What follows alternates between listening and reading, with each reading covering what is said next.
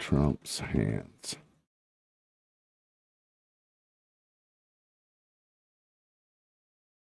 What is up, everybody? It's your boy, the liberal loudmouth. Does that make you laugh when I do that, babe? What's up, y'all? What's up? What's up? Cowboy Flycaster. Digging that name, bro. All right, let's see. At everyone. We are live. It is time for the live to start. All right. It's going to be a show today. Let me reset this gifting goal real quick, like. I appreciate the Hartman, Cowboy. Let me reset. I got to get my shit set up here, guys. Give me a moment. Give me un momento. Edit. Delete. I guess I'll start with some roses. Because roses are red, violets are blue.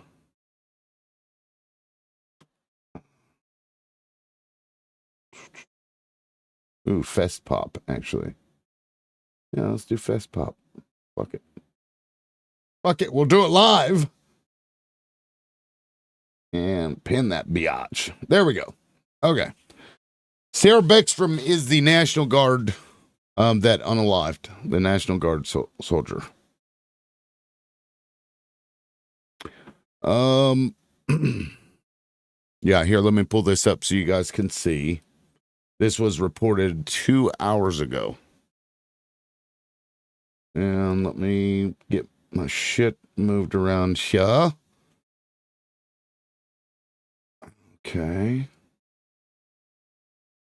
Any news about the other one? I'm about to read. I just saw the headline as I was trying to get my stuff going. So no, I did not hear, but we'll go through it together.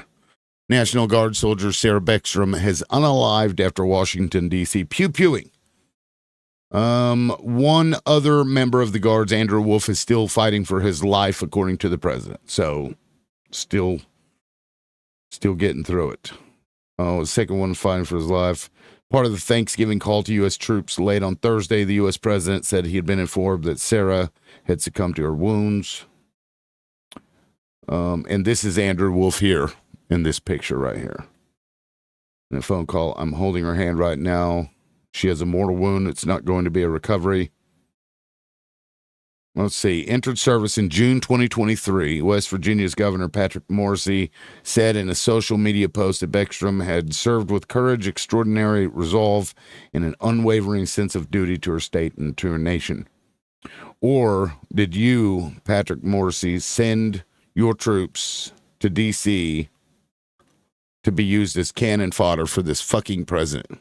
Or is that what happened? I think that's what happened. Investigators are looking into the motives on the part of the suspect, Ramanullah Lakhanwal, an Afghan national. Oh, don't forget the part where we paid him as a CIA and we trained him with our CIA. Don't forget that part. We can't forget that part.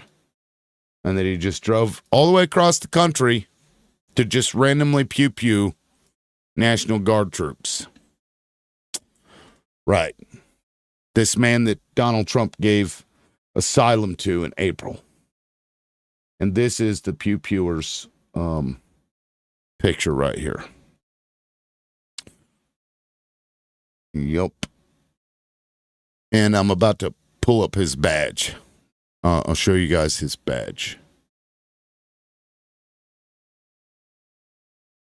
And here is the badge. I did a video about this yesterday. Ranked E5. Kandahar Strike Force operated out of Firebase Gecko. So, yeah. Sorry, what was the condition of the asylum, I wonder? You got to do one last operation for us, Ramanullah Wallaha. Is that the conversation that Donald Trump had? I don't know. Rukia, what's up? Good morning, Raw. What's up, Tish? Hello. Yeah, crazy day. And then, You know, we've got these, they're still coming after these Democrats that reminded troops that they don't have to obey unlawful orders. And you've got this fucking loser piece of garbage trash known as Stephen A. Smith wants to throw his fucking 2 cents into the mix. So let's hear this idiotic sportscaster open his fat face and just start yapping. There you go. Senator, what the hell are you doing? Looking into the camera and telling military men and women to Joey Baloney, tinfoil hat, the guy was trained by the CIA. This is fact. That's not tinfoil hattery. Yeah, it's fact. Ignore the commander-in-chief. How dare you? That's right, I'm calling out. I never served in the military. That's true. I have family members who did. Some of my best friends have. I haven't heard one of them, not one of them, say that was okay. How dare you do that? Is it treason? No. Is it punishable by death? It shouldn't be. So the answer is no. But you know better, Senator Kelly. I love the fact that this man who acknowledges he never served in the military, in fact, never did public service at all, browbeat and scream at somebody who dedicated their life not only to the military, but to public service. And then to sit here in his fucking ivory tower and browbeat a military man for doing what every military person is supposed to do, which is disobey unlawful orders. You know better. How dare you do that? And here you are again with this nonsense. How dare you do that? I'm not a military person, and I know better than that. You don't tell military men and women to ignore an order from the command. Wait, you don't tell military members to ignore an order? They train you that way, you fuckwit loser. They're literally trained this way. I don't know if you guys have ever heard of the My Lai massacre, but as a result of the My Lai massacre during the Vietnam War, they restructured how that shit worked. And it became a very obvious part of the training for soldiers to disobey unlawful orders. And this man is pissed that somebody who served in the military, and he didn't, somebody who served in the military and was trained, is telling soldiers that they have a duty to not follow unlawful orders, which they're trained to know that. This guy's a fucking idiot. Commander-in-chief, you don't do that. Is it going to amount to what Trump tried to embellish and indicate? No. But that don't make you right. How dare you do that? He's the commander-in-chief for the United States military. Period. You have no business doing that. None. Senator. You have no business sitting here screaming at somebody who you couldn't hold a fucking candle to the ass hair of this man. And you're going to sit here and scream at his fucking face, you loser piece of shit. Yeah, that's it. This man is a fucking loser. Glazing the president. Glazing this fucking president. What a disgusting puke. Mark Kelly knows that. Trump is giving illegal orders. What are the illegal orders? How come you didn't tell us? Where's the evidence? Where's the evidence? Why do you think the investigation is... Get Donald Trump's seed out of your ear, you fucking idiot. Because you weren't listening. Stephen, you weren't listening. What are the illegal orders? When did he give illegal orders? You didn't fucking hear what was said. This is virtue signaling performative bullshit by a man who did not serve. Going on? Why do you think Trump is all over Pete Hegseth, over the Department of War and the FBI with Kash Patel, and folks are looking into and probing what's going on and how can they get to Mark Kelly because they know he did something wrong. You crossed the damn line. You are an elected official in the nation's capital. We have a constitution. You got a problem, you go. Yeah, we do have a constitution, biatch, and in that constitution it says you have a right to speak freely, and that includes members of our fucking Congress, you little shit stain. go through the necessary process. Whether it's Hakeem Jeffries in the House, whether it's Schumer in the Senate, or anybody else. That is the point that's the process you're supposed to go to. You don't go in front of the cameras and give military officer or military personnel a directive to ignore their commander-in-chief, and you've given no evidence what his illegal orders were. And if you try to sit up there and say, oh, it was just alluding to a future reference to future situations, oh, so he's going to give you an illegal order in the future. Again, this man didn't hear a word they said, apparently. As I'm about to play the clip, they never said that he did give an illegal order. They never said that. They never fucking said that. Respectfully. So here we go. Let's play that clip. Let's play the clip that's got these people all upset. This motherfucker sending National Guard troops to a place they shouldn't have been, from a state that shouldn't have been sent in there. And this guy's pissed because... I don't know what. I don't know why. I guess for clicks. Senator maybe. Alyssa Slotkin. Senator Mark Kelly. Representative Chris DeLuzio. Congresswoman Maggie Goodlander. Representative Chrissy Houlihan. Congressman Jason Crow. I was a captain in the United States Navy. Former CIA officer. Former Navy. Former paratrooper and Army Ranger. Former intelligence officer. Former Air Force. We want to speak directly to members of the military And the intelligence community. Who take risks each day To keep Americans safe. We know you are under enormous stress and pressure right now. Americans trust their military. But that trust is at risk. This administration is pitting our uniformed military And intelligence community professionals. against American citizens. like us. Which is true. It's true. Who do you think just unalived in the streets of a city? You all swore an oath. To protect and defend this Constitution. And right now, the threats to our Constitution aren't just coming from abroad. But from right here at home. Our laws are clear. You can refuse illegal orders. You can refuse illegal orders. You must refuse illegal orders. No one has to carry out orders that violate the law. Or our Constitution. We know this is hard. And that it's a difficult time to be a public servant. But whether you're serving in the CIA, In the Army, Our Navy, The Air Force. Your vigilance is critical. and know that we have your back. because now, more than ever, The American people need you. We need you to stand up for our laws. our Constitution, And who we are as Americans. Don't give up. don't give up. don't give up. Don't give up the ship. They never said that Donald Trump gave illegal orders. They said you don't have to follow them. And that you have a duty to not. They're trained to not follow illegal orders. And illegal orders, as per the military code of justice, are those which the average person will know are illegal. It's very simple. If you're told to go and schmurder a U.S. citizen, I think most people are going to realize it's probably illegal, right? Or to arrest somebody when you have no ability to arrest them, you have no constitutional authority to do so. Illegal. Or deport people who have a non-deportation order from a fucking judge. If you're aware of that, then your actions would be considered illegal. This whole follow the fucking leader, do what you're told, don't ask any questions, this mentality, these same motherfuckers will turn around and say, this is what they're training you in school to do. Matter of fact, we had a MAGA Trump supporter say this yesterday. Oh, they're just trying to train robots so that you do what you're told.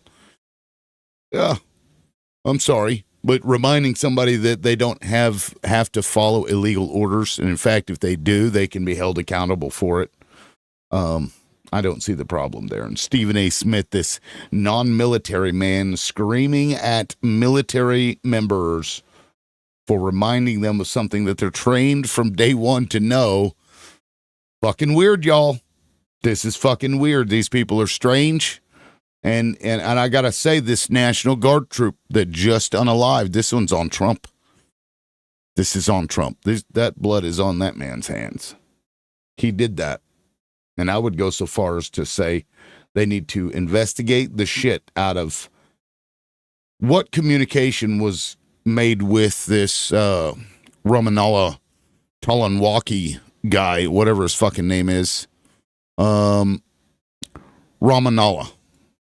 Yeah, I want to know what the communication was between the Trump administration and this guy. Kash Patel, Crazy Eyes, did you have a conversation with Ramanallah? That's what we need to know. Because, they're doing all kinds of crazy shit, like, flooding our courts with lawsuits because they're acting illegally. There have been over 220 judges so far, guys, that have ruled against Donald Trump's immigration shit, but they just keep coming and keep coming. They're inundating and trying to shut down our court system is what he's trying to do. And when you shut down the court system, that creates a problem for the country that gets remedied by what some might call martial law. And I think that's the point. What's up, Pixie? Stephen forgot Rule 1 about reps for minorities. Tokens get spent. That's right. That's right. Oh, and by the way, happy European Friday. It is European Friday, the day after Turkey Day. Let me go up here and go through some of these comments here. Joey Baloney, no, my first part I said I brought this up on your show before and you told me to put on that hat. Okay, whatever, Joey. Joe Biden is no longer president. Trump issued the visa. Correct. This info is easily available to read. That's right. Good morning, Jules. Misty, good morning to you as well. It's called Duty to Disobey. That's correct. Had a full class on that part of the UCMJ, Voiceless said. Absolutely right. Yet this non-military member is going to go on a fucking screeching rant to tell all of his white friends how white he really is. No, look, I'm just like you guys. Look, don't treat me like those other ones. Which is how I read that shit. You motherfucker. Let's see here. Glory asks, I'm sorry, who is that guy? That is Stephen A. Smith. He's a fucking sportscaster that wants to, I think, eventually either run for president or something else. But, he's just pandering. He's more pissed off about Mark Kelly than he is about what Donald Trump is doing, which is disgusting and pretty obvious. Jules, 10,000% performative. You're absolutely right. Glory, when will they learn that a president does not have absolute power? The Constitution does.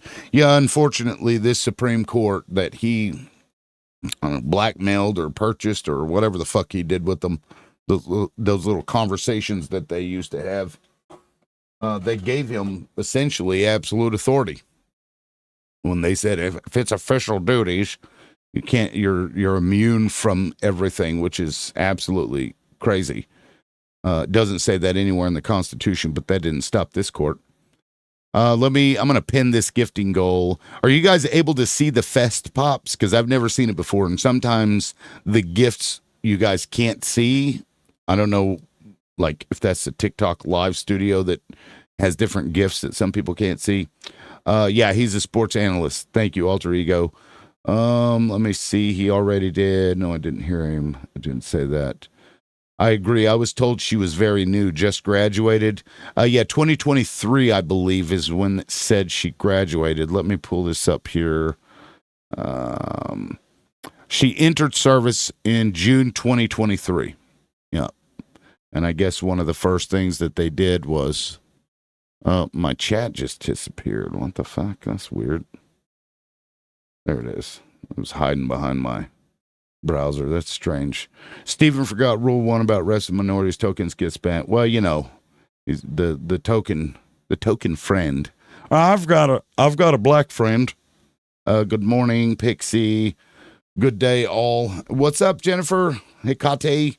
He's a shark too. The show. What do you mean a shark? Like on Shark Tank? Stephen Smith is on Shark Tank? Is that what you meant by that? I don't watch that show. Yeah, I didn't know that. Wow, that's kind of weird. Does he like own businesses or something? All I know is that whenever he tries to commentate for UFC, the guy doesn't know what the fuck he's talking about. And Joe Rogan would make him look stupid all the time, and I thought it was funny. But then he started, pushing into politics. I think he wants to run for office of some kind. He probably realizes, oh, God, I could make $25 million in a couple of years. Like Marjorie Taylor Greene. I'm going to go in there like Marjorie Taylor Greene. You've seen him there. The second has been reworded on the Library of Congress. I don't normally watch, but caught it a couple of times recently. Yeah, I've seen clips of it, but usually I think they're like fake, trying to sell you one of those fucking supplements or whatever. Yeah, it's pretty wild though. We've got this. Let me pull this up. Yeah, more than 220 judges have now rejected the Trump admin's mass detention policy. And they're also starting to complain about the sheer volume that's coming. Christina Snyder said, quote, "The court is unable to remain current on all new case authority supporting the court's conclusion, given the continued onslaught of litigation being generated by the administration's widespread illegal detention practices." Yeah. U.S. District Judge Hala Jarboe, a Michigan-based Trump appointee, described receiving more than 100 cases herself before another 97 detainees filed a joint lawsuit pleading for release. Judges have assailed the administration for defying the law and suggesting the unprecedented interpretation of the law could subject millions of people to detention, even if they have lived in the country for decades without incident. Dozens of district courts across the nation with more each day have rejected DHS's expansion, but they ignore it because now, they can't do nationwide injunctions. So every case is going to be brought unless they can get approval for a class action, which they've done a couple of times, but they're usually small class actions. This is disgusting. Donald Trump is, I think, purposely trying to destroy this country. And you've got people like Joey in the comments that just simp for this man and get on their knees and suck him off like Stephen A. Smith is trying to do, while trying to claim that he doesn't like Trump in there. He does try to throw a couple of anti-Trump bones, but, don't be mad at the guy that sends troops somewhere they shouldn't be, ignores a judge's ruling to get the troops out of there, and the fact that one of our own CIA assets unalives those troops that was given asylum by this administration. Don't scream about that. Don't scream about that, Stephen A. Smith. Scream about the motherfucker that served in the military his whole life and is saying that you don't have to obey unlawful orders. Yeah, these people are sick. These people are absolutely fucking sick. If we have any MAGA in here that disagree, I'd love to hear from you. You're welcome to come up. Let me pull in my alt real quick. Because I'd love to hear how you guys are spinning this shit, where Donald Trump oversaw the unaliving of one of our soldiers in the streets of this nation, deployed when they shouldn't be. I'd love to hear that argument. Because honestly, I don't think you can make it very well. Of course, that's probably why they don't like coming up, because they're having to now defend the indefensible. You can't defend these actions. They are indefensible. But, you make excuses and you obfuscate and you But Biden, what about Biden? Fucking hell, man. Nor, what's up? Morning. Good morning. Hey, thanks for the repost yesterday. I appreciate that. Oh, of course. Yeah, no, it's been, so the video I posted where I was like, it's a false flag? Yeah. Oh, they're losing it. They're losing it. Like, the only people who are, not on the same page as everyone else is MAGA. That's it. Who's losing it? Like, MAGA is losing it, or Zios are losing it? Same people. Yeah, I guess that's true. That's funny. Yeah, so, have you seen any stitches from yours? I haven't seen any stitches, just all of them insulting me for being Palestinian, but none of them actually dare to do anything. And I tell them, I'm like, okay, prove me wrong.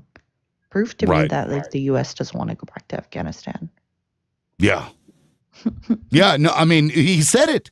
He literally has already said it. Matter of fact, I can pull up the fucking news article. This was what, like a couple of weeks ago, 2 or 3 weeks ago, wasn't it? Yeah. He said it September 19th, 2025. He said, while meeting with the UK, he said that they want to go back and take Bagram Air Base. Yep. I remember that. Damn, I didn't realize it had been that long. But yeah, here's the let me pull this up in case anybody thinks we're crazy. And then, a CIA asset from Afghanistan just happens to want to drive all the way across the country to unalive somebody. Why Trump wants the U.S. to get back to Bagram airfield from the Taliban. And there you go. Yep. Nor, you're absolutely right. But, they have a hard time counting. 2 + 2, they don't understand. They're not sure what that is. Yeah, it's I don't know. I don't know how these people make it to adulthood. I really don't. Deny. I deny is like that Shaggy song. Caught me banging on the sofa. It wasn't me. I mean, you just deny reality, the things that we're all seeing. I got somebody else trying to get on here. Do you know a Daniel Houdon? Daniel, no. The name sounds familiar. Yeah, Daniel. What's up, Daniel? Nothing much. I'm just ambulating and respirating. Well, I guess that's all you can do. That's what you got to do, right? That's pretty much it. Did you want to weigh in on the thoughts about this being a false flag? That's exactly why I came up. Why in heaven's name would we want to go back? To Afghanistan? To Afghanistan. I don't know. Poppy fields? Gold. There's a lot of gold in Afghanistan. Oh, is there gold in Afghanistan? Well, there you go. Yeah, there's tons of gold. There's tons of oil. And poppy fields. Regardless of whatever's there belongs to the Afghanis. It doesn't belong to the United States. That has got us. We've been in a continuous state of war since 1945. We go maybe 2, 3 years, 4 years, and we're in another one. We spent 10 years in Vietnam. We spent 20 years in Afghanistan and what do you call it? Iraq. Iraq. Yeah. Why do we want to go back? Because these people don't care about anybody else but their agenda, whatever that may be at any given moment. Like Wesley Clark, he came out and said that, it's worse than that. They've got a plan to take 7 countries in 7 years. You guys remember that? Nor do you remember that?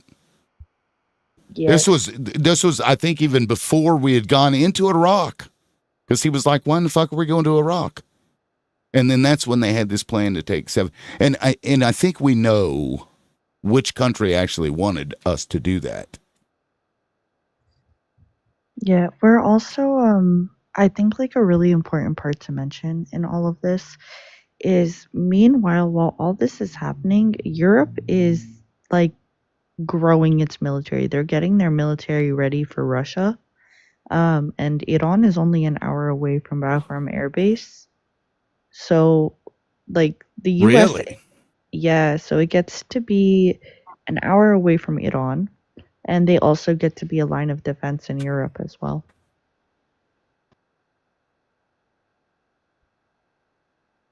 Yeah, I didn't realize they were so close, Bagram Air Base to Iran. I'm surprised they didn't have skirmishes back during the Afghanistan war. That's kind of nuts. I'll have to look that up on a map to see that. But no, that's crazy. That's exactly what I'm talking about. Is we're setting up in theory, a line of defense, or a line of aggression if it ever comes to that. And what did we do, in Vietnam? We were there because of the domino theory. If we didn't make a stand there, the rest of Southeast Asia was going to fall.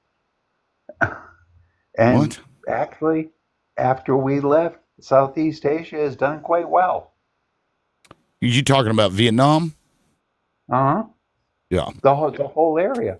Thailand, Cambodia, Vietnam. Well, it's because they lie to us all the time. What they say is not what they actually mean. So if they tell you one thing, you should probably question it, because these people lie all the time. That's all they do. Also, to be fair, Thailand is the one that's causing issues right now.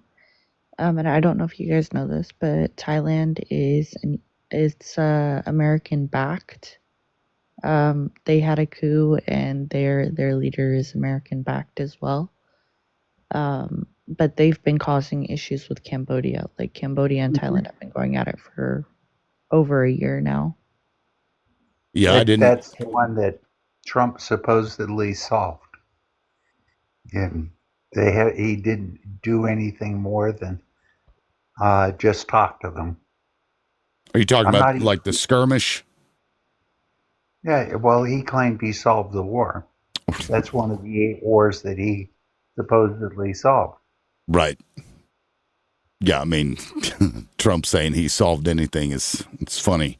He also says that the economy is doing great. But we don't believe that, do we? Jeez. Yeah, I mean, people will call you a tinfoil hat conspiracy theorist, but they know things that you don't know, and they have an agenda that we aren't aware of, and it usually has nothing to do with us. We're just in the way, so they have to lie. Yeah, thank you, Lonnie. I reset it, which that's why I'm not buying this bullshit about this person that went and pew-pewed these National Guard troops at all. I don't. It just, it's too convenient. It's like Charlie Kirk. I don't buy that either. What about you, Nor? Do you? Yeah, I don't think I've ever talked to you about Charlie Kirk. Yeah. Oh yeah, no way, no fucking way. Like, I'm sorry that I've been to Utah. I've been to Utah. I lived in Utah. Like, yeah. I immediately, like, I knew it was. There's bullshit. still, yeah. To put it mildly, yeah. Yeah, no, like all the planes and all the crazy stuff going on. Yeah, it's wild. We did I was actually bananaed when that happened. But when I came back, we went through it. We actually had a guy come on. He had gone to the campus and had taken pictures from the campus, showing that second level where you could see like that puff of smoke. Because at first I thought it was like a reflection on the glass. But then I realized there's actually a walkway there, so somebody could have been up there. Yeah. I did my associate's degree out there, actually, at that university. And so when I heard it, I was like, oh, okay. And then, like, the jump and, like, everything, the way that he was moving makes no sense at all. Like, Tyler Robinson, you want me to buy that Tyler Robinson made, like, a 10-foot jump? Yeah. Yeah, no, it's pretty wild stuff. I mean, do you think they're getting more sloppy with the things they're doing because they're having to like speed it up, or do you think it's always been this obvious and we just never really noticed it before? To non-Americans, I feel like it's been very, very obvious, like, internationally. Because even like there's a lot of stuff where like we're immediately like, oh. Yeah, that's not real. But you know how the way that Israeli propaganda looks to Americans? Like, you know how that looks like dog shit to us? Right. That is at least. That's the way that American propaganda looks to everybody else. That's funny. Like, it's a lot better inside the US because like you have to take into account how they're like from birth essentially indoctrinating us. I mean, they have. I remember watching, God, what was it? So the documentary, it was about whenever they were protesting on campus about, the G-side in Gaza. And the kids of these Jewish families would tell them to go and like counter the protesters, right? And they would give them these printouts of these talking points. But a lot of those kids were like, but what they're saying makes sense to me. And what you're telling me to be emotional and cry. Make sure you cry whenever you say these things, just keep repeating this over. That's like, they don't even know what they're saying. They just are repeating what they're being told to say. Do you know what documentary I'm talking about? It's like Zionism or Israelism. Yes. That shit was wild. Literally from birth. Yeah. Have you seen the Hasbara handbook? I haven't. Ooh, it's like I can't even remember. I think it's over 100 pages, but it's how to push the Israeli narrative on college campuses. Is it a documentary or is it like a book? No, it's a book. There's a PDF online that you can find. It's Hasbara. Now, what did you say? Hasbara what now? Hasbara, Hasbara. That just means like to explain in Hebrew, which is like their propaganda. Yeah. Do what? Oh, good. Okay, yeah, I've got the PDF here. Yeah, well, I remember when Benjamin Netanyahu was speaking in front of like the Huckabees. He's like, if we had, several more Mike Huckabees, we wouldn't have a Hasbara problem. I'm like, you fuck it. It's like they say it right to your face, and then we talk about what they're saying, and people still look at us like we're crazy. Less so than maybe like 2 years ago, though, I gotta say. Oh, yeah. People are really starting to wake up. Every talking point that they use is in that handbook, and it tells you why they should use that. So that was like directed towards Jewish students on college campuses. The principles of Israel advocacy. The first aim of Israel advocacy is to influence public opinion. Public opinion is very important to Israel and Jewish communities around the world. Firstly, in the field of international relations, foreign policies, and heavily influenced by politicians' perceived electoral interests. If politicians detect public support for Israel, they will be likely to support Israel themselves. What a load of horse shit. Mm-hmm. I mean, how old is this? When was this created? 1948. I think it was in the 2000s. You know what? 1948 is a good guess. That's fucking funny, though, man. Daniel, that's a good one. You said 2008? It's like somewhere in the 2000s. I think it should say on like let me go back where they tell you who published it. 2002, March 2002. Yeah. Okay. I wonder what happened to make them, because they've been doing this for a while. They've been doing this kind of propaganda shit for a while. I wonder what happened to cause them to want to like write it down. 9/11. Oh, that's right. Mm-hmm. Durr. I'm like, well, what happened around 2002? God, I'm so old. They basically, whether it was like whoever did it, like regardless of who, they definitely exploited it. Like they used, I remember they were like, see, this is why we're fighting the Palestinians. Well, I wonder if it had something to do with the dancing Israelis that got caught. Because that wasn't the greatest look. Let's see, the extent to which I did a search for September. The extent to which Israel has come under attack since the rise of Palestinian violence in September 2000 has been deeply worrying. While dozens of countries are involved in conflict, suffer from terrorism, it's possible to explain some of this interest by considering the importance of Middle East stability to oil prices. Wow. That's kind of crazy. Persisted intifada. It's just about everything in politics within this country is all about oil prices. That's fucking nuts. Speaking of oil prices, I seen in Oklahoma gas was down to $1.95. Haven't seen that in a while. Thanks, Trump. That's what MAGA will say. Oklahoma, because I can tell you here in New Hampshire, it's still over $3. Yeah, no, it's still like $2. Of course, I get premium, so I have to get premium. Unfortunately, it was like $3 last time I got it. But Oklahoma's generally cheaper than the rest of the country, anyway. I know this is wild. I'm glad you brought this up. I wasn't aware of this handbook. I'm going to read through this because this is wild shit.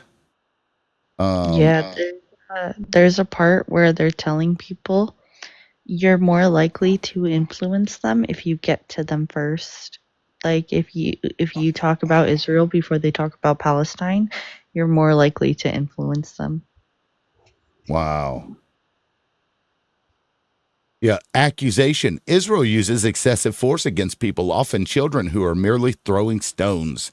Israel is constantly being accused of disproportionate reaction. The question of proportionality is somewhat absurd. A proportional response to a bus boom-booming would be for Israel to place a boom-boom on a Palestinian bus.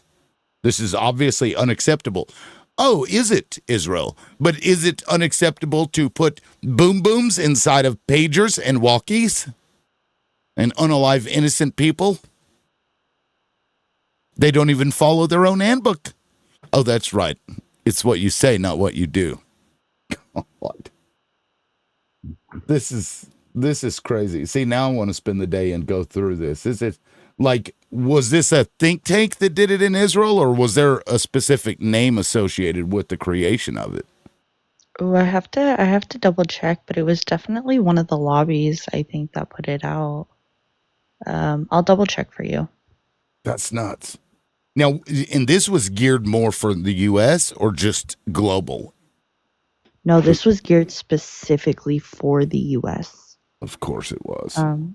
Yeah, the U.S. has, I don't think people realize, like, the U.S. basically holds all the cards here. If the U.S. pulls support, then they can't do anything. Wow. This is fucking wild, y'all. I'm looking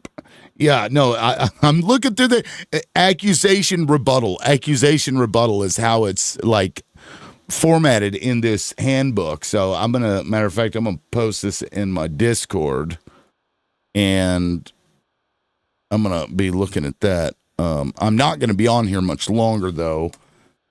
Because I've got to do some traveling tomorrow, and I'm gonna get ready. We got a lot of shit to do today.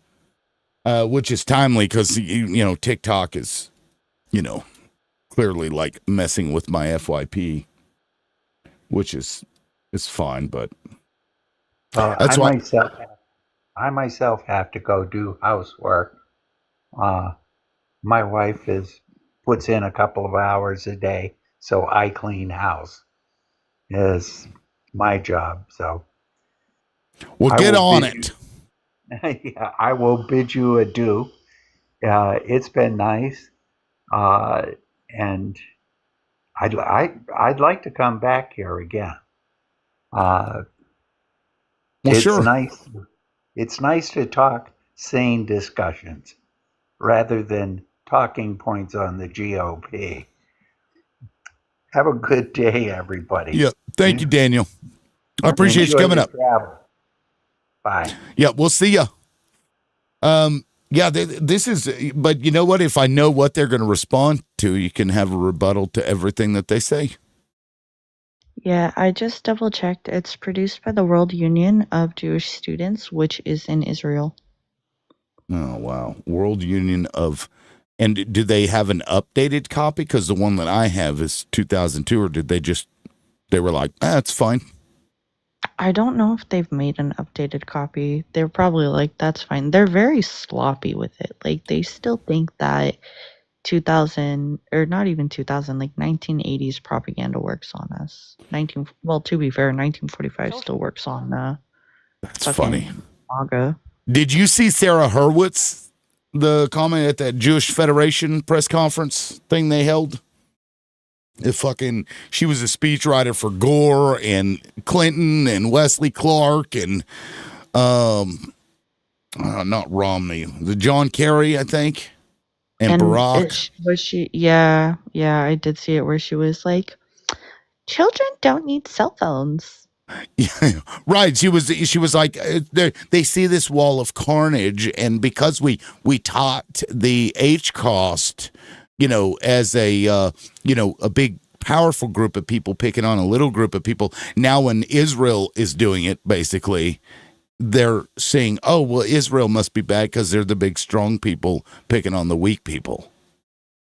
And we can't get through them because they're going through a wall of carnage. So right. Take away the phones. And I think I may have done a video about this. I'm like, I wonder if there's any correlation with, because now we're starting to see states push against phones in school, which, look, largely I'm fine with, but we've known this was a problem for a decade now or so, right? We've known that this was an issue, and they only just now start trying to get kids to have their phones taken away from them when Israel is losing the Hezbollah war. I wonder if there's any correlation, or do you think that's just coincidence? There definitely could be correlation. I don't understand taking away phones from children when there's a mass pew-pewing every other day. That's been my concern. Yeah. Yeah. Personally, I'd want to call my mom and be like, bye, love you. Yeah. On one hand, I get it. Kids will, from what I've heard from teachers, it causes kids to then socialize with other kids, which is good. Whereas before they would all sit around in circles, but they'd just be on their phones.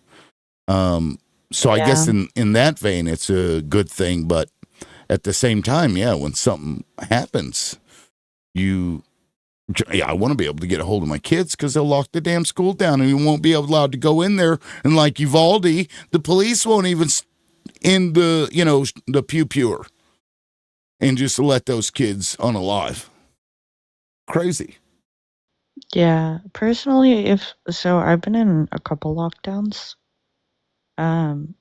Most of the lockdowns, they would happen, most lockdowns happen early in the morning for me. At least in California when I was still in high school. Multiple times, I got to school late, there was immediately a lockdown. I just turned around. I was like, bye. I'm not staying here. I'm not dying in a corner with someone who's crying. Thank you. Bye. No shit. Yeah. I mean, I don't know. It does seem weird, and maybe they've run the numbers on it, but it seems weird to me that you're hunker down and just hope they don't pew-pew you through the doors or walls. You know what I mean? I don't know. That seems counterintuitive, but I haven't gone through the statistics, but yeah, without the phone, because there've been several times my kids were under lockdown. And there's nothing you can do because, if you try to go in there, they'll arrest you and, because they have prison doors on these schools now. They actually use prison security systems in some of these schools. It's nuts. Matter of fact, their security director at one of my kids' schools, previous school, they hired a prison. It wasn't a warden. I think he was one step down from the warden. The security guy for a prison. What are we doing to our schools here? Turn them into fucking prisons? Did you ever see, I watched, I think it was after Yulvade, but there was this random man who was I'm gonna go stand guard, volunteer my time outside of school holding a pew-pew. I was yeah, I think that's gonna go over well for you. Wow, I didn't see. Was that going around on TikTok? I think it was going around on X or Twitter at the time, but I remember looking at it and I was like, I'm sure that's gonna go over very well for you. But yeah, you have like random adults being like, we'll volunteer our time and be armed security outside of school. Like That's all that to just not give kids free therapy. right. That's yeah, because there was something like that at the other school where it was it had some like manly name to it, and it was fathers against whatever, and they were wanting people to volunteer for like security at the school during school hours, and I'm like, I don't know, it's weird. I get it on one hand, but like other countries don't have this problem, and I wonder if I like there's so many variables to go through as to what the cause is. Obviously it could be the Second Amendment, but you also have other countries that have a lot of pew-pews too, not nearly as many as we do, and don't have those problems. So I don't know. I think it'd be hard to pin it down aside from just taking everybody's pew-pews. Yeah, I mean, God forbid we teach children emotional regulation. I mean, I don't know how we should teach children emotional regulation when did you see what Trump said after Sarah Beckstorm was unalived? Did you see it on True Social? I didn't see what he said. No, let me pull this up and I'll read it. Did he go nuts so crazy? All right, let's see. Yeah, it's really bad. But yeah, I don't know how we're supposed to teach children emotional regulation when that's our president. Jesus. Is it a long post? It's like 3. Yeah, so the first one is like him posting a photo of like the Afghan flight. Like I see like, here. These are the people that came. And then the second one was like this one. And then the one above it is like something like he wants to permanently ban migration from third world countries, I think is what he said. Yeah, even as we have progressed technologically, immigration policy has eroded those gains and living conditions for many. I will permanently pause migration from all third world countries.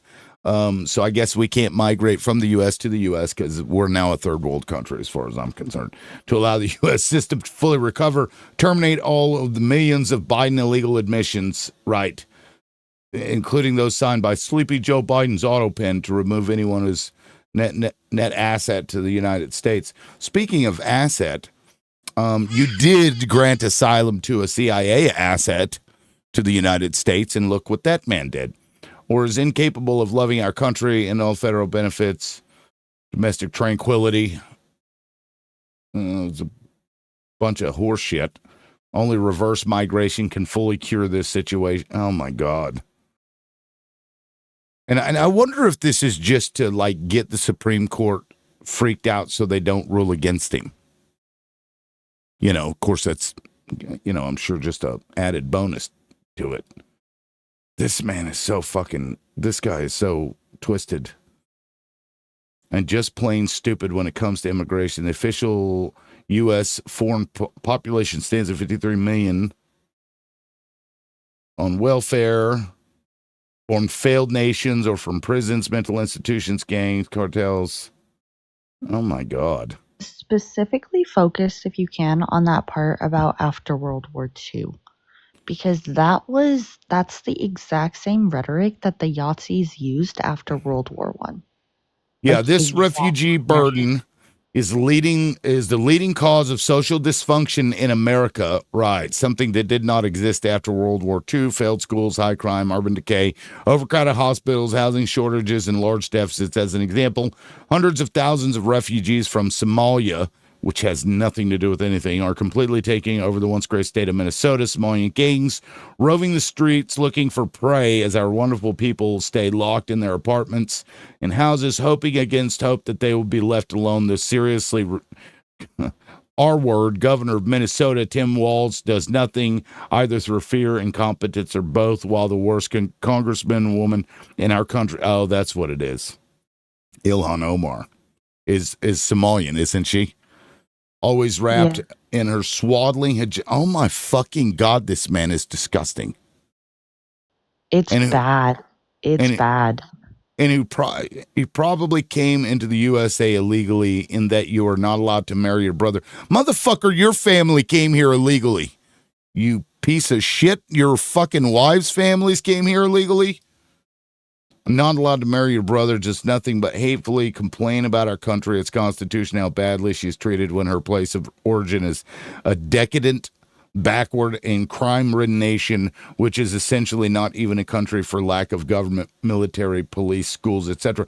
That's so weird because he says crime-ridden nation when he's talking about Somalia, yet turns around and complains about how much crime there is in the United States. Yeah. Also, I think this is a good time to What the just fuck? add in. They're in Somalia right now. They were carrying out raids on ISIS supposedly. Our troops? Yep, our troops. Our troops are in Somalia currently. When the fuck did they go there? Or have they been there for a while as part of Yeah, I think they've probably been there, but this was like 2 days ago where they were like, we just carried out a raid on ISIS in Somalia. Is it like a drone strike or was it Nope. like an actual That's like all. wow. Let's see. In addition, U.S. air and drone strikes targeting militant groups like Al-Shabaab and ISIS Somalia have increased recently. U.S. carried out strikes against ISIS Somalia in the country's Golis Mountain. Al Yeah, there's Jazeera. I'm gonna see if I can find the one where they were talking about special ops, because I remember this 2 days ago because I was on live. And I was like, what the fuck are we in Somalia for? But like, it's also it makes sense when you realize they're trying to establish Somaliland down there. Somaliland? Is this like a Peter Thiel type thing? yeah, it's essentially another Israel. Oh my! I mean, this literally, guys. This is just European colonialism, America style.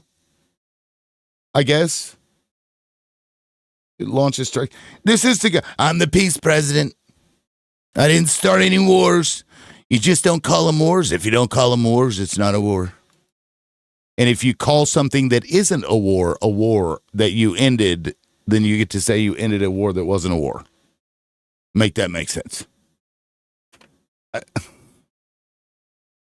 The United States is a problem for this world. I hate to say that, but it's true. Well, and it all comes back down to trade, too. Like that's the wildest thing. Like, if you puzzle piece. Sorry, I'm failing the puzzle piece. How hard can it be? There we go. I got it. Jesus. Anyway, go ahead. Sorry. No, you're fine. If you look at like the map, like a world map, all of the countries that are facing like U.S. intervention in them currently are port countries. Every single one has a port or has like resources and can be connected to a port. And a lot of that has to do with the like Belt Road Initiative as well, because what China does is China goes into these like countries and they're like, hey, we'll rebuild your port for you. America just destroyed your port. We'll rebuild your port for you. If you can't afford to fix your port though, or if you can't afford to pay us back, that's okay. We'll just like own your port for 100 years. And they've put it on the Belt Road Initiative as well. But the Belt Road Initiative is a little bit better than what the U.S. does, right? Right. I mean, arguably, because they're not doing it by force. And for the record, that the Eye of Raw shit there, that's the creative artist agency in Los Angeles. That's wild shit. Let me see here. Where is Somalia? My geography isn't the greatest. East Africa. Okay. Okay, found it. Okay, in the southern part of the It's right next tip. to. Boom. All right. And close enough to, Ethiopia where, because, Israel loves their Ethiopian Jewish brethren, right? Yeah, so, of course, I think we've been attacking Somalia for some time now, right? What was the country where Black Hawk Down took place? Wasn't that in Somalia? Oh, I'm not sure actually. Let me. Mogadishu. The city was Mogadishu. Is that in? Where is that? What country is that? Somalia? I think it's Somalia or Sudan. Country Black Hawk Down. Yeah, Somalia. Okay, that's crazy. See, we've been like in there doing that shit for a long time. I wonder if that's just that constant every now and then you attack just to prevent them from succeeding. You know what I mean? Yeah. From progressing. They also want to, like I said, they want to establish Somaliland, but the really important thing about that is that it's on the Gulf of Aden. And the Gulf of Aden leads directly into the Red Sea. And that's why they're trying so hard to take down Yemen. And in Djibouti, right above Somalia, they actually have both China and U.S. ports in there. Air bases, ports, and that's because right above it in Eritrea, you have the chokehold of Assab, right between Yemen and I believe Eritrea. Yeah, because now, because even though this is large, there's only a certain spot where they can actually take ships through, right? It's a very narrow corridor because it's too shallow. Is that right? Yeah. So right between Eritrea and so a little bit further south. Like, do you see right there that little chokehold? Well, yeah, I see this, but I mean, even this here isn't part of this too shallow for some of their ships, and they can only go in through a narrow corridor. Because I know that's true up here. I think it's up here. Yeah, maybe I'm thinking of something else. I don't know. But yeah, I mean, so could it really be just that? Just a trade issue? I don't think it's just trade, but I think it plays a huge part in it because, for the longest time when I was growing up, I was like, I could not understand why they wanted Palestine so bad, right? But Palestine, if you control Palestine, a lot of people forget that Gaza specifically has always had ties to trade, and some of the biggest trade routes that have ever existed have gone through Gaza, and they've only ever really been able to go through Gaza in order to get to both Africa and to get to Europe and to get to Asia. It's basically the way that they connect all three of the countries. Oh, Jesus Christ. Well, you know what's crazy about this image? It should have been updated by now, no? This should be showing the devastation, shouldn't it? Mm-hmm. Yeah, because they updated, once every 6 months or so, these images, but they have not updated these images. Which area is this? This is right by the Egyptian border. Yeah, Khan Yunis is destroyed. Right. Rafah is destroyed. Right. So they're like purposely not updating these. That, like in Sudan, you can see satellite images. There's so much blood and massacre. You can see it from the satellite images. The blood in the streets. Do you know what that's about? Because I hadn't followed that. I know what's going on, but I don't know the history of it. Do you have any idea? I do, but actually I just saw Combo Man, the Combo Man, come in here. I don't know if he's down to come up, but he's actually in Sudan. Oh, goodness. But yeah, there are 27,000 people currently over the past 2 or 3 weeks who have been unalived in Sudan. There he is. What's up, Combo Man? I don't know you. I sent you an invite. Can you walk us through this? Because I I know what's happening. I don't know why. I don't know where it started, etc.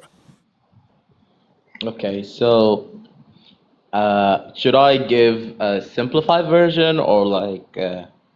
We can go from there and then ask questions if that's okay, or do you Okay, think it's great, better to just great. go through details? No. That's good. So, first of all, the war in Sudan is being fought between the RSF and the SAF.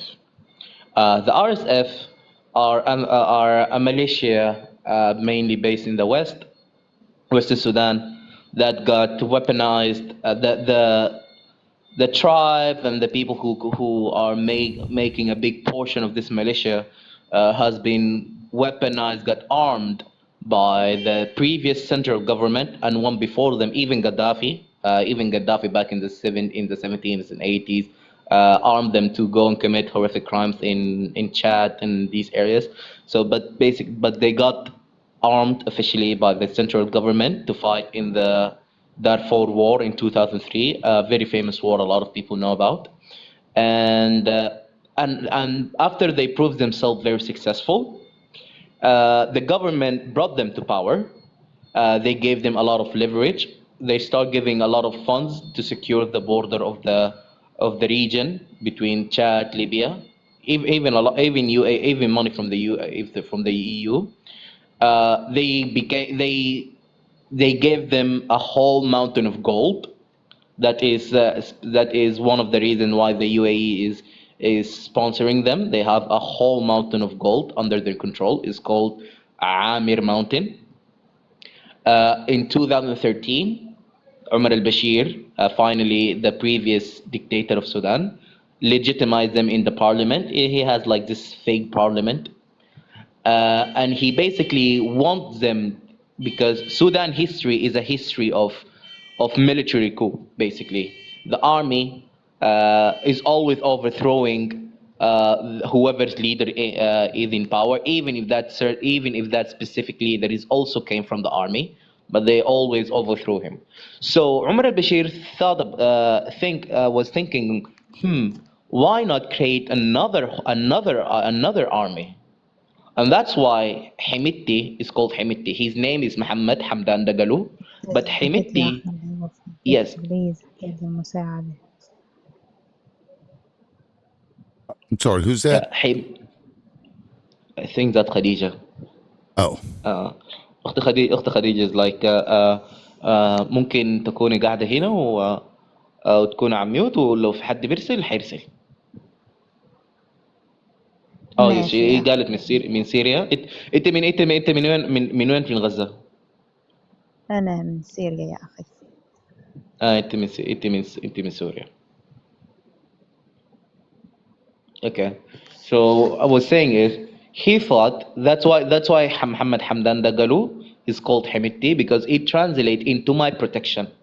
Umar al-Bashir thought that Hemedti will be his protection. If the army try to overthrow him, then he will have another group that will protect him from this coup.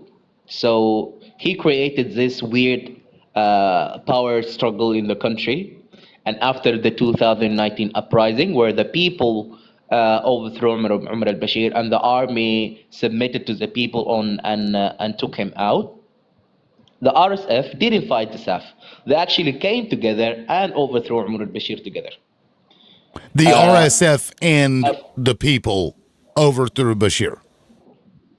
Not the RSF. All of the people went to SAF, went to the army, because it's the official army and the official institution of the country, and they were calling for their support to help them overthrow Umar al-Bashir.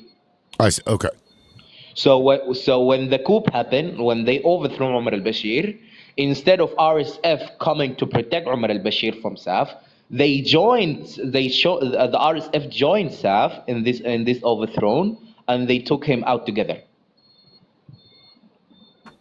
Yes. Interesting. And that was in 2019. Yes, in 2019. And they created something called the Military Council, which is being led by Burhan and Hemedti or Dagalo.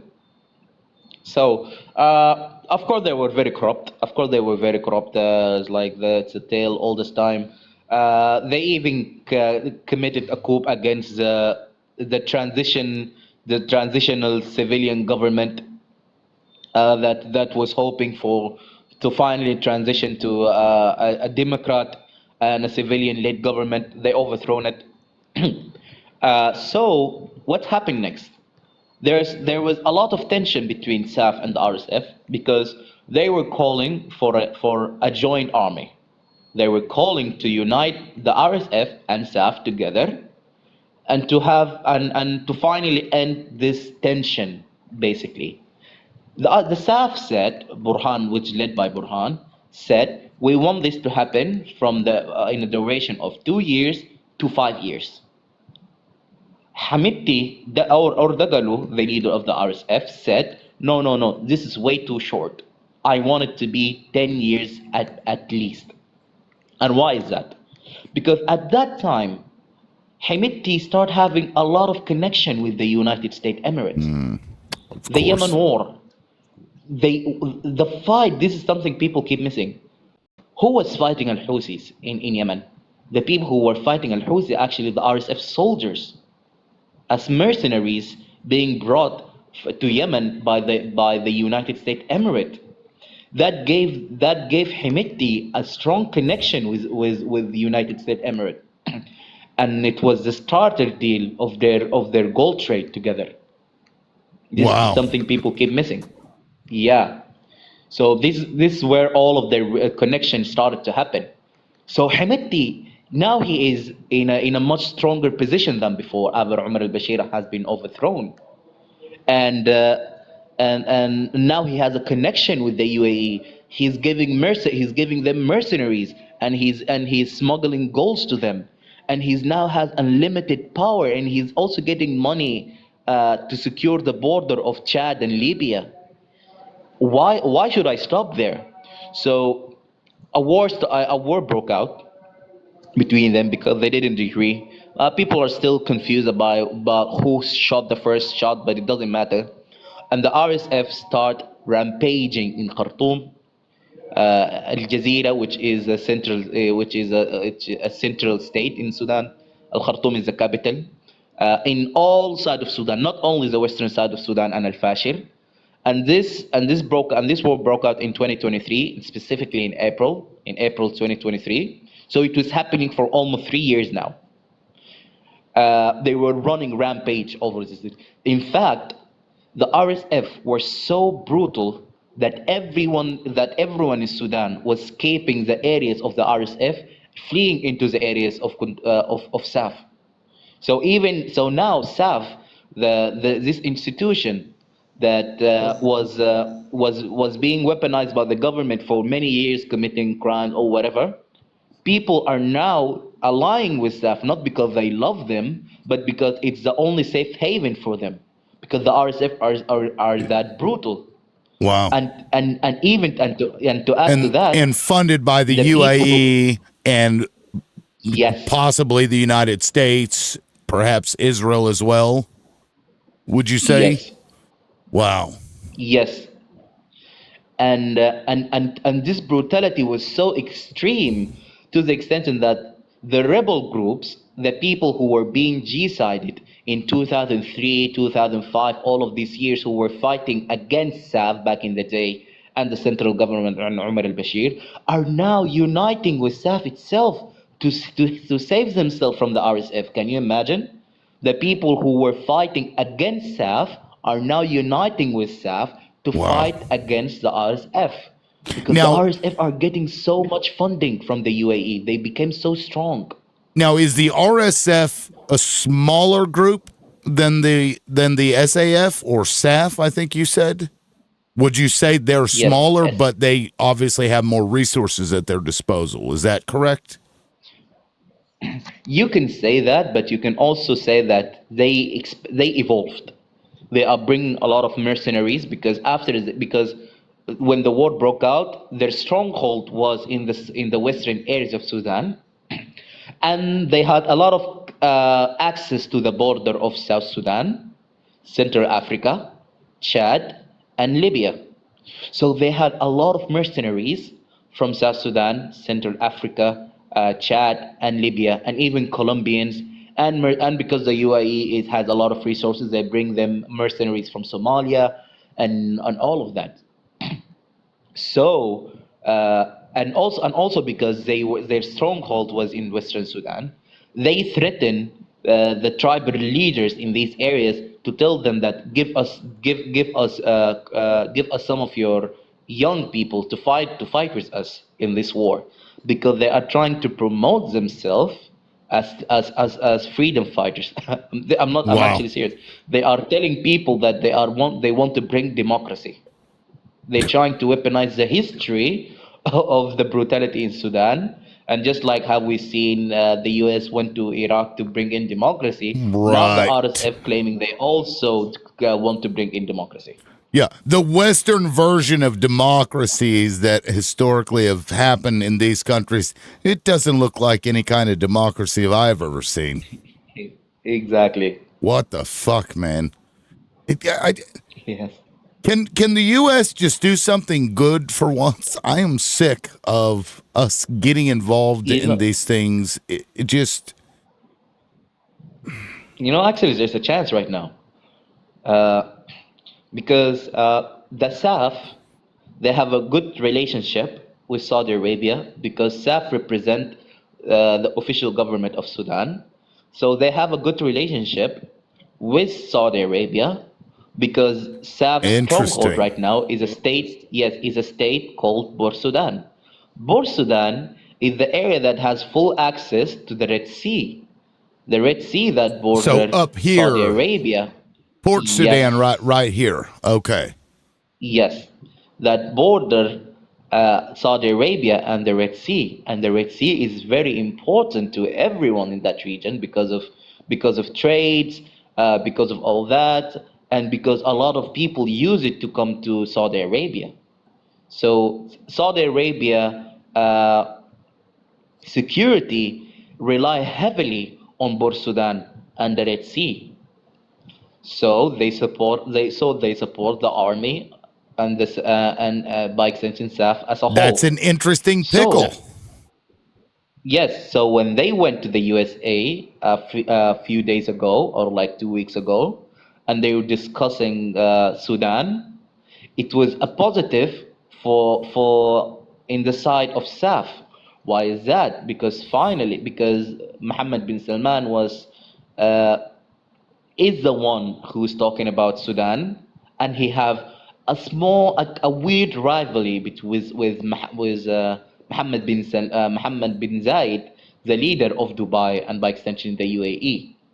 They have this regional rivalry about who want to be the main exporter, who want to be the biggest power with most influence in the region. Wow. So a dick measuring contest, also, basically, with trade. Exactly. It could save Sudan. That's interesting. Exactly. I mean, to put it, that is a weird pickle because, if we're funding or helping to fund the UAE's exploits in Sudan with the RSF, and now Saudi Arabia's like, no. We need you to help with the other groups. I think Trump is the most likely person to swap.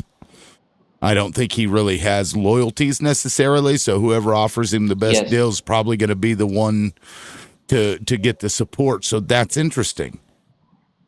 Yeah, and now our beautiful allies and freedom fighters from the U.S., now it's actually the first time Sudan has got introduced to the big stage, and our voice is being heard, and there's a chance right now to push the American government, because 2 weeks ago, or like a week ago, Marco Rubio, the Secretary of Defense, he was said if declaring the RSF as a T group will be the solution for what's happening in Sudan, so be it. And for someone who's grow up his entire life following up with U.S. Politics, when those people give a vocal declaration like this, they are checking the waters. They are basically seeing the consent of the people. Will the people agree on them with them? Will the people say, oh yes, we want this?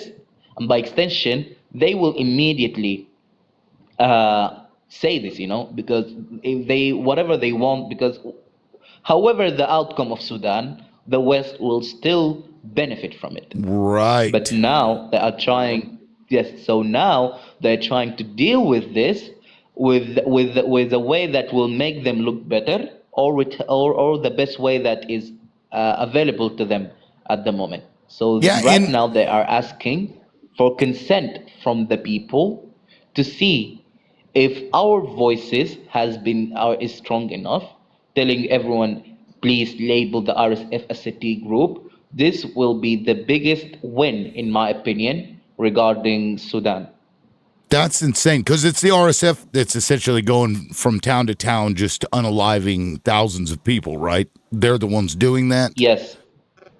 That's wild. I see, I didn't know all that, and I didn't even, when Ben Salman came, I didn't even understand, like, all of what you just told me, so I appreciate that. That gives me a much different perspective on things. You know what's crazy? Because we've kissed Saudi ass for a long time, more so than the UAE, I believe. So I have a feeling they'll jump on board that. Donald Trump loves Saudis. You know what's suspicious? The deal between Saudi Arabia and the US was 600 billion, I mean. Mm-hmm. Suddenly, it jumped to $1 trillion in the same meeting. I saw that. So, yeah. Yes. So it's just like you said. It's a dick measuring competition happening between UAE and Saudi Arabia about who's gonna have more effect in the US. Wow, that's crazy though. That it instead of using morals to direct our policy, it's whoever can offer us the best deal. I just, you know what I mean? That's the art of the deal. You know what I mean? The art of the deal. Yeah. That's how his whole book he wrote about it, Donald Trump. You dismembered that one guy? Totally fine. Water under the bridge. I just also wanted to add in really quickly. A lot of people don't realize it, but Egypt, after it was couped, Egypt was, during the Arab Spring, it became a Saudi proxy state. Interesting. So now you have Egypt as well, who is also lobbying on behalf of Saudi. So the surrounding areas are lobbying now on behalf of Saudi. Wow. Yeah, and here comes the tricky part. This is the thing that is we are fighting day and night, because everyone knows the RSF are bad, and everyone know people being unalive in Sudan. Here comes the tricky part. Now I'm going to step away. I'm going to step away, but I can still hear you. So please continue. Okay. Yes. So basically, the position of SAF is the best position for the people in Sudan. Even though I'm a very anti-SAF, I got shot, I got tortured, I got imprisoned by them. But this is how the order of things are. For example, they are bad people, but the position they are in is very positive for the people in Sudan, because they are not unaliving everyone in Sudan, and they are not committing crimes against the Sudanese people. And this comes the tricky part. People, because the RSF were so brutal, start picking up arms to go and join SAF and the other resistant groups. That's why it's called the joint forces. The joint forces are made out of different resistant groups who picked up arms to fight against the RSF. So why is this very important? Because basically the RSF, they know their reputation. Hi, Kovi. They know their reputation is very bad. So to whitewash their crimes, they say it's a two-side war. We all heard this before. A two-side war. Oh, both sides are equally bad. We all heard this before. They are trying to say that yes, we are bad, but SAF is also bad, trying to distort what's actually happening on the ground. That our people are seeking SAF for refugee and protection, even though people in Sudan don't want SAF to rule. They hate SAF, but it is their last safe haven and their last line of defense against the RSF.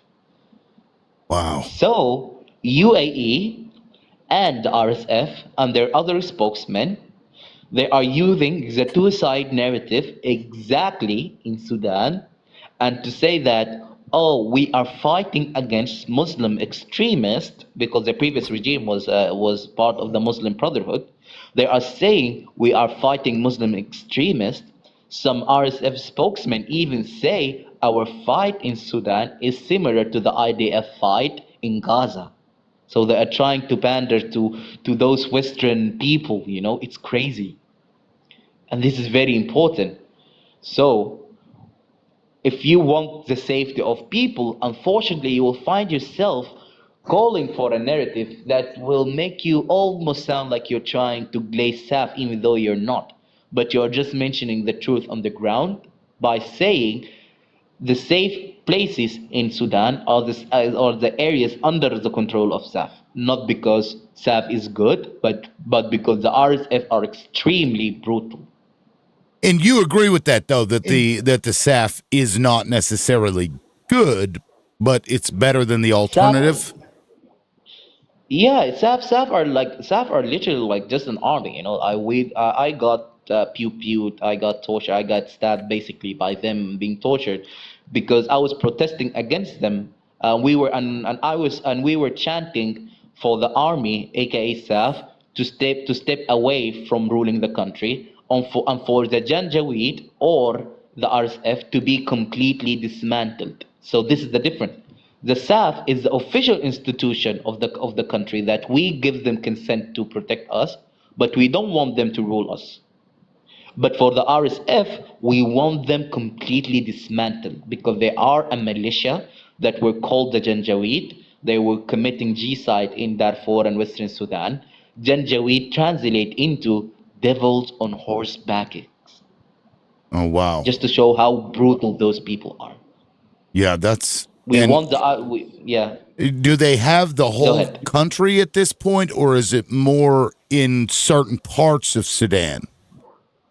Yeah, I have a perfect map. It's called Vista Map. I'm gonna write it to you. It's a map of Sudan that has that explain everything. It have the map of control. It even gives context. It shows who's currently fighting. It shows everything. Vista Maps. And you can message that to me, and I can pull it up here, or I write it in the comments. Okay, if it is well, here I'll let me pull it up here real quick. So Vista Maps. Vista Maps. It's a brilliant individual project by Sudanese people. Okay, I've got to translate control map of Sudan. Okay, let's see, main control map. Here we go. Okay, I hopefully I can translate. Yeah, it can be translated. Okay, sweet. Okay, here we got it. Is this what you're referring to here? Yes. Okay, so the green is the SAF. Yes. And then this red here is the RSF. Yes, the one is the yellow. This here. Oh, okay, okay. Because in the legend, everything in yellow is in the control. Yes. It even shows the airport that the UAE are using to transfer their cargo planes. So the little red dots with airport, they are the cargo airports or the RSF are using to bring in their cargo, their cargo planes. This is awesome, though, technology being able to like do this and share with the world. I know, and it's constantly updating. It's like the number one source to follow up what's happening, and it even gives context, and it's explained everything, and it's a solo project, I think. Oh, so Saudi Arabia really does not want this yellow to get to the port. Yes. Interesting. Oh wow, they even come up into Libya as well. Yeah, they have a good relationship with the warlord Haftar. Haftar in Libya is a warlord who has a very dark history, and he have a good relationship with the United States Emirates and Hemeti by extension the RSF. Wow. Oh, so what does this white line signify? Like this is where supply route crossroads first stop Burham. Yes. So it's coming from here, going to here. Is that what I'm understanding? No, like if you expand it more a little bit.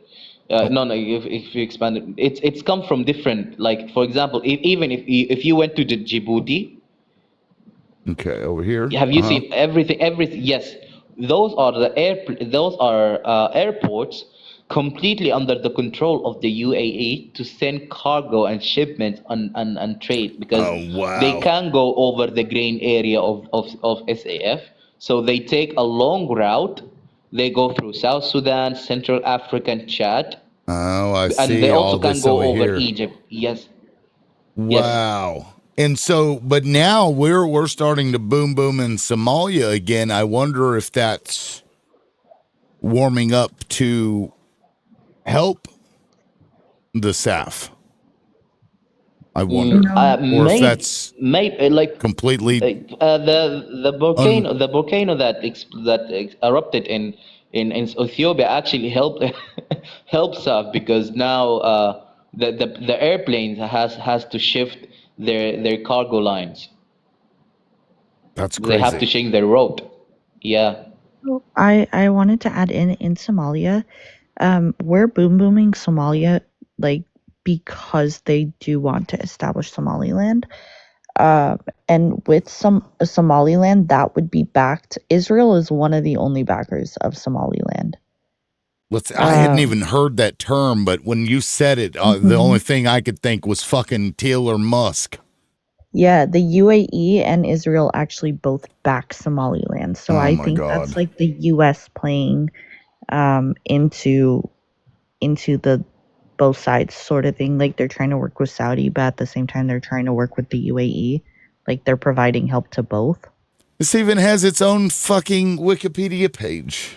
Oh yeah, dude, it's like what? Like it's a thing. When did they start doing? Okay, let me look at the history here. What in the hell? So they started adding Somaliland. So June 2025, is that right? That was the first entry? No. Or let me see. Let me do 500. I think, when did they start doing Somaliland combo? 2022 at least. I don't remember specifically. Let but me do recently, oldest. Yeah, it was like it's 2002. being shown to the people. Yeah.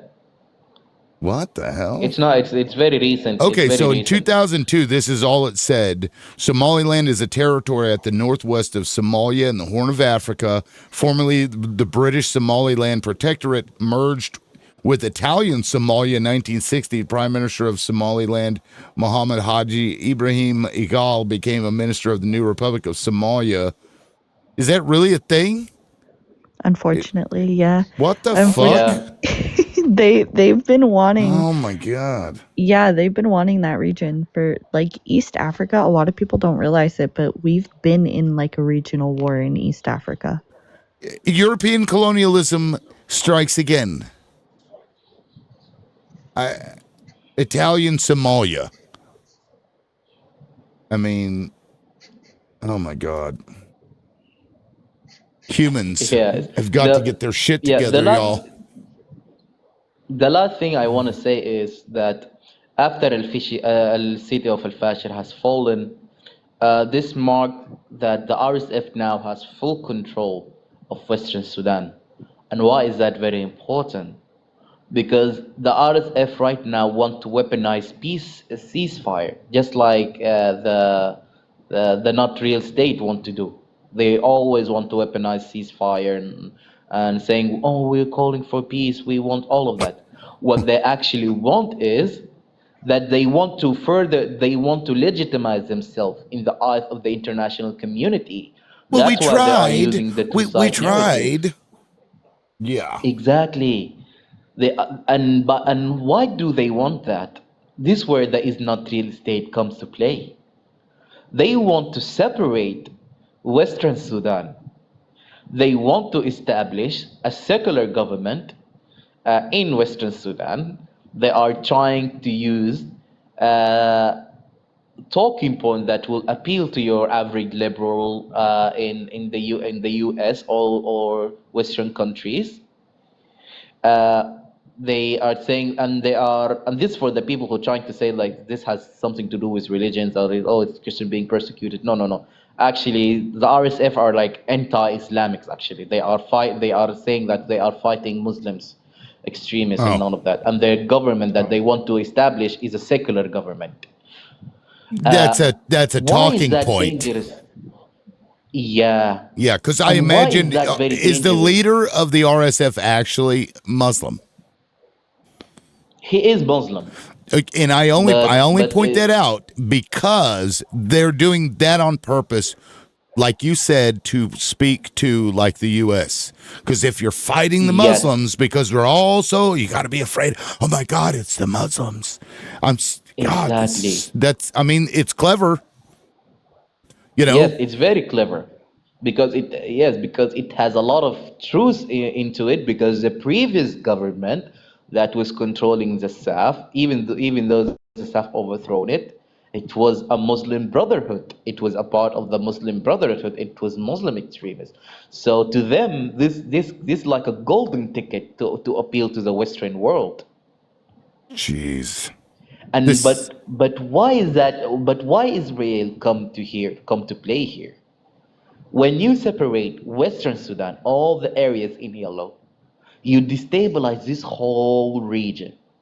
By extension, you destabilize the most important country in this region, which is Egypt. This is why Israel is investing heavily in this too, and they are wishing for the outcome where Western Sudan will get separated, creating a third Sudan after South Sudan has been split also. Wow. Then you will have a North and East Sudan that is very, very weak, very, very divided.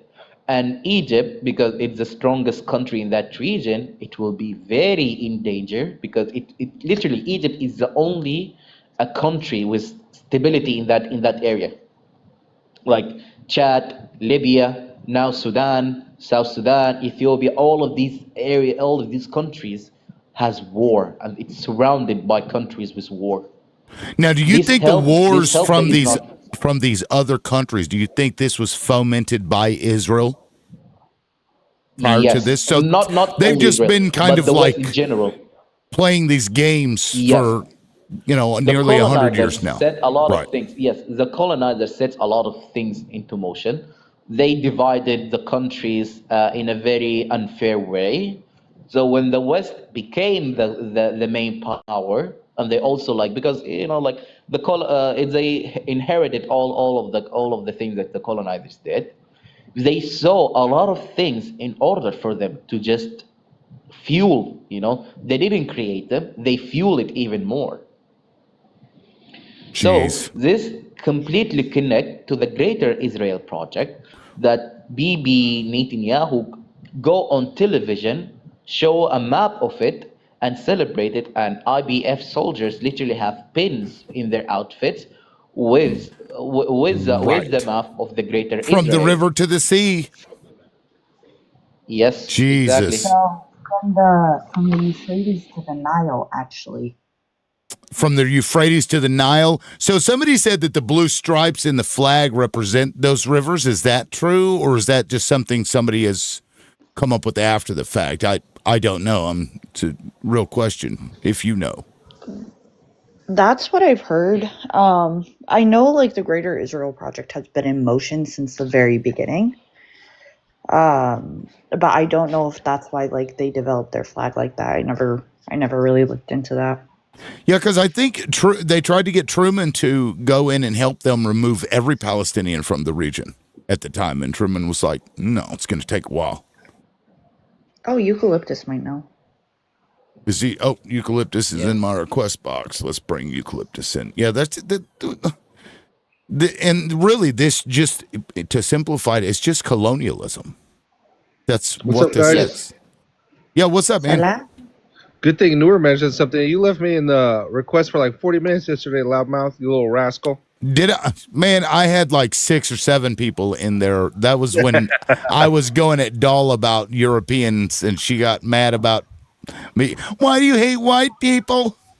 Yeah, that's where that's the time period where I was stuck in there. Yeah, no, there was a lot of people. It wasn't just you. There's a lot of other people were upset about it too. But I was like looking at this lady, like, what the fuck is wrong with you? A You lot. little liar. There's a lot wrong with her. You little Yeah. shitweed. Anyway, what's up, man? So as far as the Israeli flag, there was like a submission for one. Okay, so a bunch of people submitted their version of an Israeli flag, and a father and son submitted the one that was ultimately chosen. So when they designed it, they designed the lines on the flag to represent the tefillin. This is the leather cowhide that they wrap around their arm that goes all the way up to their head. You know, do you know what I'm talking about when they're praying? No, Okay, so usually I can when, look it up though, real quick. You said tefillin, like TFILLIN. Yes. Okay, let me look So this you can up. pull that up. So here's where the story gets interesting. That's where the designers, the father and the son who designed the flag, that's what they put the lines on there for. But it was chosen by a leader who stated he chose the flag because the lines represent the God's promise or whatever, the Euphrates to the Nile. So they represent the two rivers to the person who chose it. So the guys who designed it, it represents the tefillin. The guy who chose it to become the flag chose it because he told him, he actually stated verbally, I chose it because it reminds me of the Euphrates and the Nile River. Interesting. And this is the tefillin you're talking about. I have seen this. I didn't know that's what it was called. What do they call the hats? What are those called? Yarmulke. Yarmulke. Okay. I always think a menorah, but that's the candle, isn't it? That's yeah. Okay. I don't know all my Hebrew words. I'll work on that though. Sorry. Do Connor. you know Metzetse Bepe? Yes, that is when the mohel suckles the blood from the circumcised baby, these disgusting pukes. Mm-hmm. Yeah. Like when I learned it live on this show.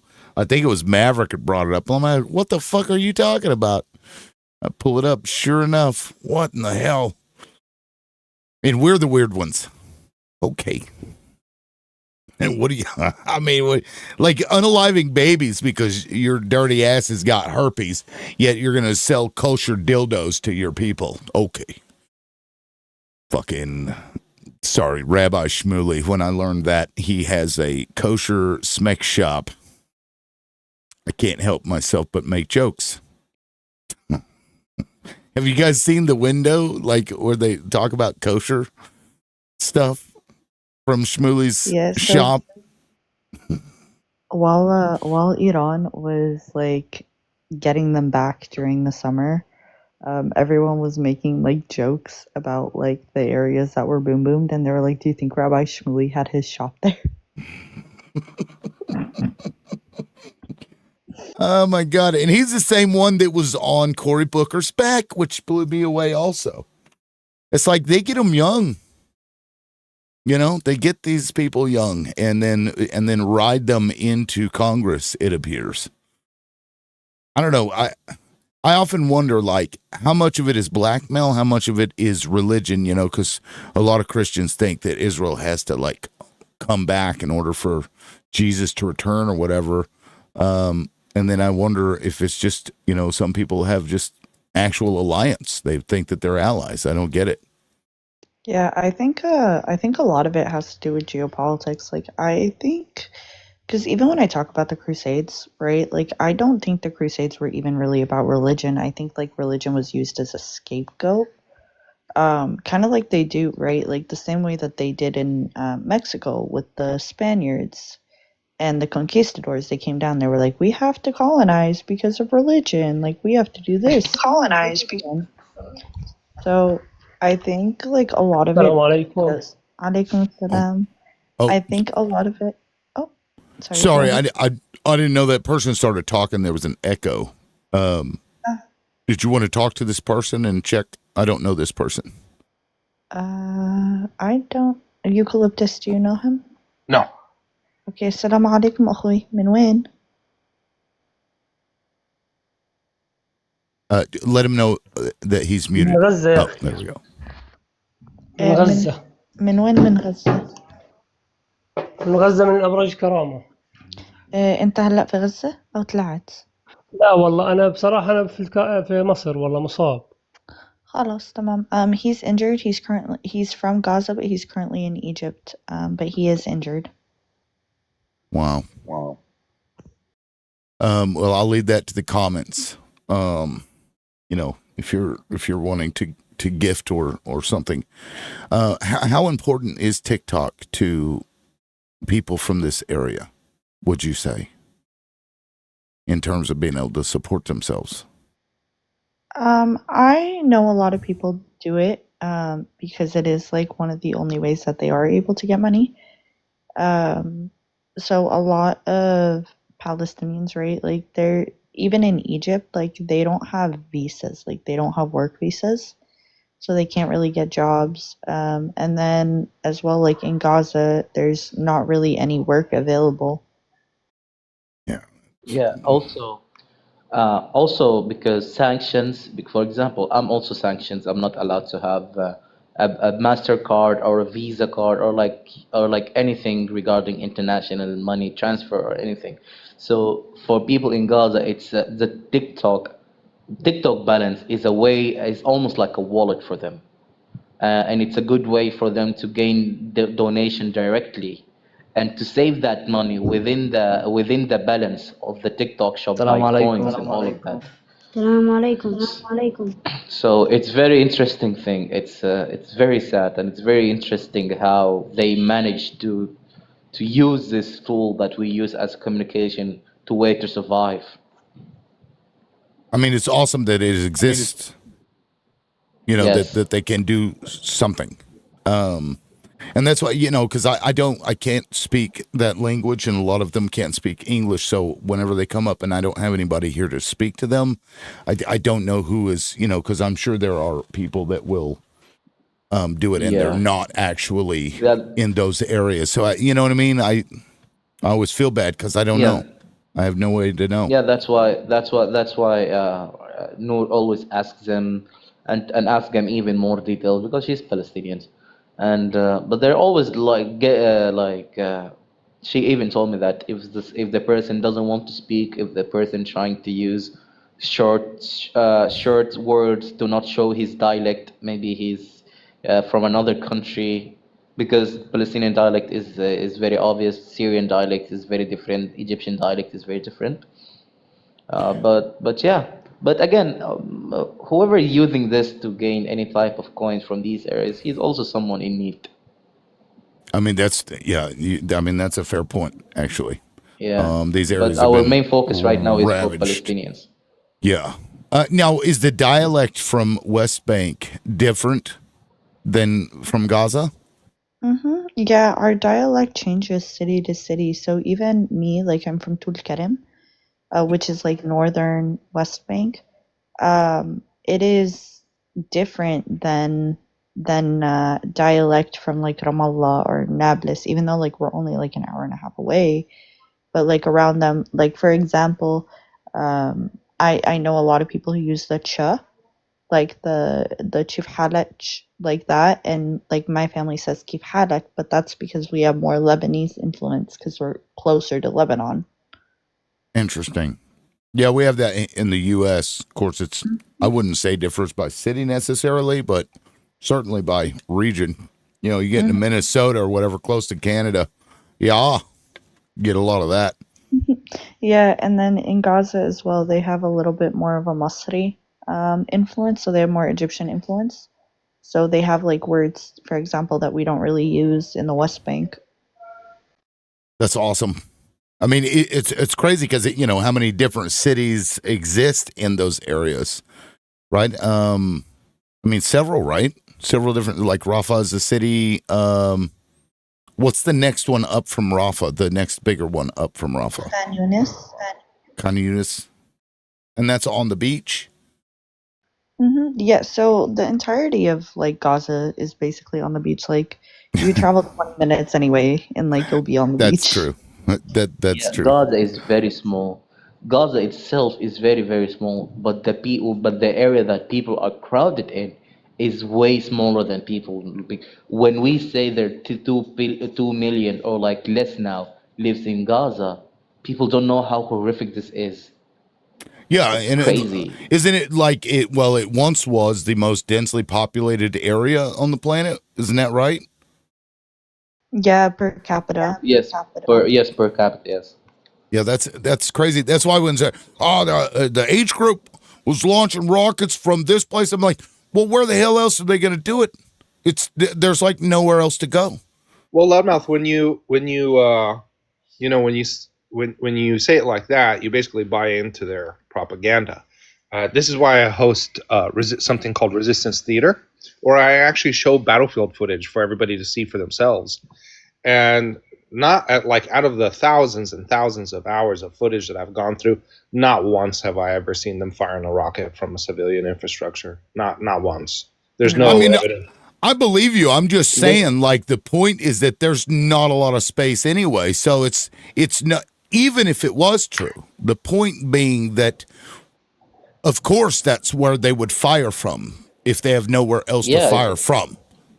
It's not like they're using human shields. It's like, no, this is like there's people everywhere. Actually, there is. If you take a look at the footage, there's actually not one area where they've engaged in battle with the Israelis where they're amongst civilians. I invite everybody to come to Resistance Theater and see the footage for themselves. So the footage is available. It's going to reverberate on the internet for the rest of the time. And also, I'm not sure if you're aware, this is not the first time Israelis have made this claim. They made this claim in 2018. They did it in 2016. They did it in 2014 with no evidence. And all investigations concluding with, no evidence to support their claims. It's been a lie. They've lied it over and over. And people are just so willing to adopt it and argue with them in the standpoint of their argument, when the reality is it's just a bold-faced fucking lie. So they would fire from places like here in the fields, I assume, in open areas. They'll have tunnels where they'll pop up, and you will also see footage where they're firing from rubble, right? So it'll be like a building that's already been destroyed and evacuated. Right. But you'll never see them firing from amongst civilians, and while civilian infrastructure is in use, with civilians around. It's a fucking lie. I see. Yeah, and unlike cops in the U.S., like Edge group fighters actually have camera on. They have their camera on, and they record it not because of safety, but because, in their opinion, that losing their life in this in this moral fight is a very big thing. So they film every encounter. They document every encounter because they know Israel and the West is trying to weaponize this rhetoric against them. Yes. Yeah. So they document everything. Well, it was like when Ehud Barak, Epstein's best friend, I guess, went on there and they were like, well, we know that there's some, bunkers underneath the hospital because we built them. I'm like, they built them for their own military. So they're like telling you what they would do. And it was like, well, they must be doing it because we were going to do it. In the 80s? Yeah, I remember that. Yeah. Did you see the actual bunker, by the way? I saw the videos and there was nothing in there. It was all like hospital shit. They were using it for storage. Right. Yeah. It didn't stop them from, saying bullshit, and then you get people like Connor come up here lying through their fucking teeth about it. It is wild. Like, and I don't doubt what you're saying. I think that was eucalyptus about where they're firing from. I'm just saying, like, you're claiming they're using people as human shields, and it's like, that's ridiculous. You fight where you They can. need the manpower. They need the manpower. Though, how are they using people as a human shield? And right. And the people underestimate the resistance, and people underestimate the resistance in Palestine. But I'm glad people now view this because, for example, me and Noor, we are a generation who grow up with something called Atfal al-Hijara, basically translate into children of the stones. We grow up watching kids standing in front of tanks, using nothing but stones, like literal kids, like 9 years old, crying and throwing rocks at IDF soldiers. And that's where all of the memes were like, oh, IDF soldier versus little kids stem from, actually. The resistance there is not only something that is organized. No, people ever since they were little kids, they are seeing the oppression. They are seeing tanks. They are seeing like operations, and like a little kid will see his whole family, his older brother being taken away. So he go after them and chase them, holding a little rock in his hands. And there are very, very many different pictures. If you just typed in Google children of rocks or like Atfal al-Hijara, you will see pictures are almost fictional, but they are true. It's crazy. It's crazy. We literally grow up with this. One of my core memory is someone called Muhammad al-Durra. He passed away protecting his kid. We saw this in live television. All of these things, we grow up watching everything. And we're so, even though I'm Sudanese, but I'm so glad finally seeing people in the West being aware about all of these things, because it's beyond horrific. And even if we didn't have the solution that we all want right now, at least yes, Muhammad al-Durra, this picture Noor shared, but we're glad that the heroic stance of these people are being spread and their stories are being told from people abroad to people abroad. We're so lucky. We're so happy for this. Yeah, Loudmouth, did you the photo that Noor just brought up? Have you seen it before? I don't think so. Not that one specifically. No. Here, I can. Okay, put it so up this on is the some big screen. extremely graphic imagery, right? But so this Muhammad Durra, this actually happened inside of Gaza back in the 90s. It actually kicked off an intifada. So this is a father and his son. They were walking down the street, and the IDF, back then they had a presence inside of Gaza, opened fire on the both of them. They riddled them with bullets, actually unaliving the child, and the father survived with multiple wounds. He had been struck multiple times. As you can see, the father is using his own body as a human shield to protect his child. So the father is actually still alive. He's inside of Gaza. He survived the genocide. The aunt is actually up on TikTok with us. She's up here every day.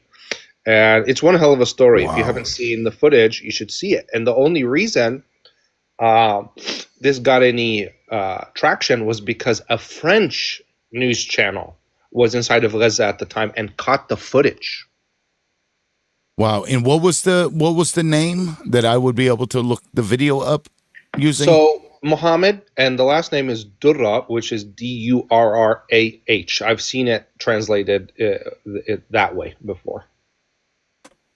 That's insane. Commented it in the chat too. And then, this is, and what Israeli propaganda would be about, like, see, look, the child is using that other guy as a human shield. How dare the child. The T baby. Right. Yeah. Grew up to be a T. The T baby. Yeah, it was age group. It's okay, so I think I may have found the video here. Yeah, this Al Jazeera post. This was in 2000. And I can't show this, unfortunately. My God.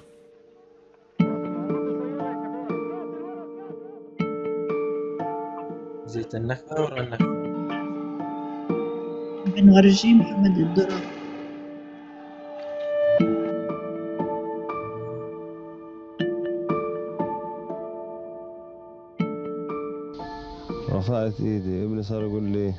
25 years since the unaliving of Muhammad al-Dura in Gaza. An ambulance will come to our rescue. I asked him to raise his hands, but he couldn't. Then we were under fire again. I raised my hand asking for help from ambulance crews, friends, or the Israelis, but I was hit again in my right arm. I was hit in my left leg and then my right hand. My son was hit by a bullet in the heart. Oh my fucking God.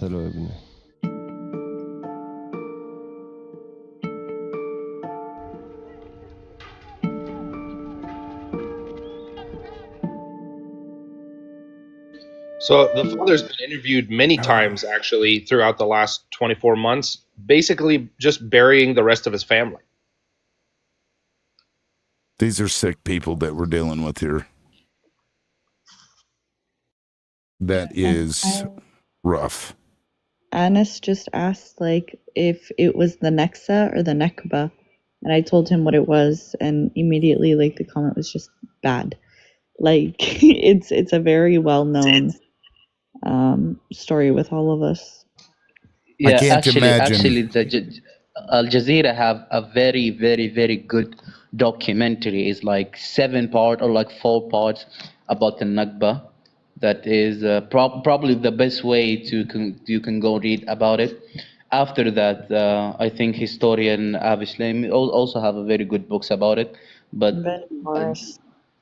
yeah, but the documentary Al-Nakba by Al Jazeera is on YouTube. Is a very, very, very, very good documentary to understand what the horrific and how, like, the inception of this evil state and what they were doing for the people in Palestine in details. It's very good. It's very well directed. Yes, I highly recommend it. But it has, but he has the most complete record. Oh, what do you mean, Noor? Oh, Benny Morris? Did you guys not see the... Oh, I made the comment, it might have filtered out, but I said we don't like Benny Morris, but he has the most complete record on the Nekba. Oh yeah, I also mentioned Avi Shlaim. Yeah, he also, like, yeah. We heard you. That's why he's hated. Heard you about Avi Shlaim. I think Noor is trying to bring attention to the fact that Benny Morris has a very good compilation of records. Yeah, we're trying to bring attention to that at the moment. Yes, correct. And the Jazeera documentary is also very good. I put a link to that short if you want to go watch it. It's, graphic. I can't show it on TikTok, but was it slides, Loudmouth, or did you actually see the footage? No, it was the footage. Yeah. So I remember seeing that as a child, Loudmouth. It was small clips, but I mean, you could very clearly see what happened. That was my first interaction with Israeli apartheid. Like, as a child, I saw that imagery, and I remember being like, just very young and just watching the footage and crying and thinking, why would a human being do that to another human being? As a child, I was overwhelmed with emotion, like, how disgusting. And after that, I really started understanding as a young person what was going on over there. I mean, hell, as an adult, I'm just overwhelmed with emotion because I can't imagine. These people disgust me.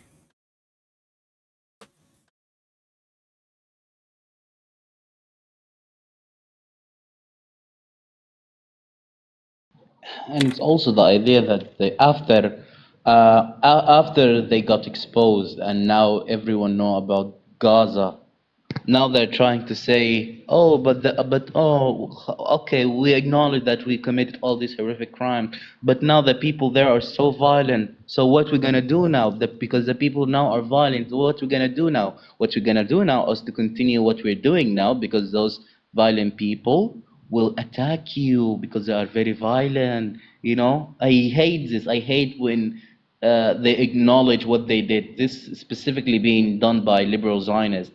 They acknowledge what the state has done, but they hide behind. So what's now? What's now? Those people are now violent. What's now? We're gonna keep this. This is the best outcome for now because those people have been turning to violent. We need to deal with this. It's very sad. It's very sad. Also, I just commented that like my earliest memory is them breaking into our house, but like right under, I said my tetas too. My grandma, her earliest memory is them coming into her house and robbing her. Like when she was like 4 years old. Sorry, I shouldn't laugh. It's just like it's like a very much generational thing with them. Like they've all acted like this. And they think they can continue because nobody is like making them stop. Like the United States is, just hand in hand with this shit. And I just can't, the fact that my tax dollars get used for that shit. I hate it. But what can you do other than spread the word? People are starting to wake up. Got to say, a lot of people are waking up to it. So, maybe there's hope for the future. I guess we'll see. Yeah, we will keep pushing. We will never let anyone try to whitewash what's happening because after people wake up, they start pushing agenda to whitewash what's happening. We want the same because the movement has exploited after a video of a man holding his kid, his son, literally in plastic bag, in multiple plastic bags, saying to the camera that this is my son. This is my son. Look at him in many different places. People got so uncomfortable with that video that it was a breaking point. The bubble exploded at that time, and people cannot hide anymore. And I will keep advocating for my country, and I will keep advocating for Palestine because our struggles go hand in hand. In the same way, I will never water down anything. I will never try to making it like comfortable to people to listen to. At this point, I want people to get uncomfortable enough to remember that a lot of our luxuries and material comfort are coming over, are the results of not being aware and giving a blind eye to what's happening. Yeah, and then censorship also prevents a lot of this too, because if people can see just graphically what they're doing, it can change hearts and minds. One of the reasons the Vietnam War was so protested because they saw it every night, what they were doing. And like, I can't even show that clip on here because they'll certainly take the live down. But it should be shown, just like that fucking Sarah Hurwitz. It's a wall of carnage and we're having a hard time getting to the youth. How about stop killing people? How about that? Did anybody ever think of that?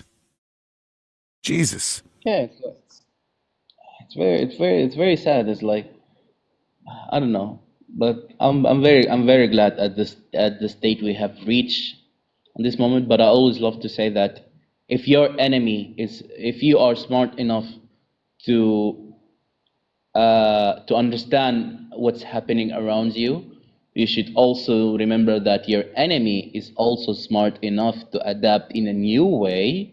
And this what we mean by the term woke. To be woke is to be alert by the people near you, to be alert about how your enemy is moving. And if we reach this point, we should also remember that our enemy know that we have reached this point and now is trying to shift away to more different strategies to give consent into more horrific things and all of that. Yeah, bring woke again. Woke is back, baby, and it's dark woke now. Yeah, well, I think what they're trying to do is push the Islamophobia again because they know that triggers a lot of people in America that are starting to turn. So if you can distract them with, oh my God, those Muslim, the Sharia law is coming.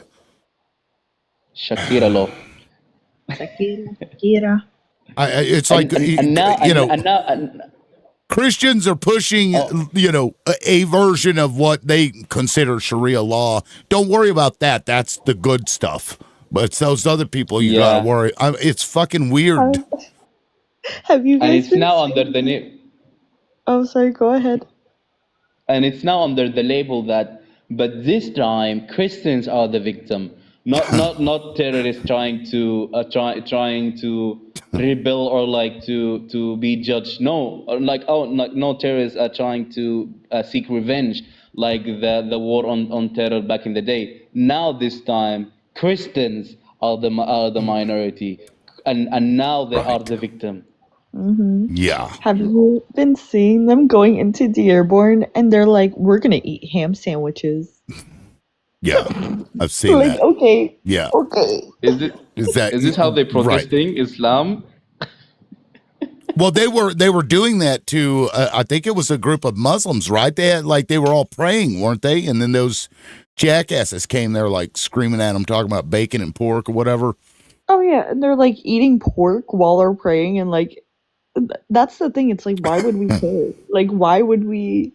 I don't understand. Like, do they think pork is kryptonite? Like, Yeah, that's Stop sharing those secrets. Ignorance. Stop sharing these secrets, Noor.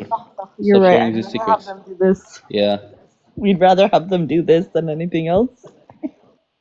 That's fine.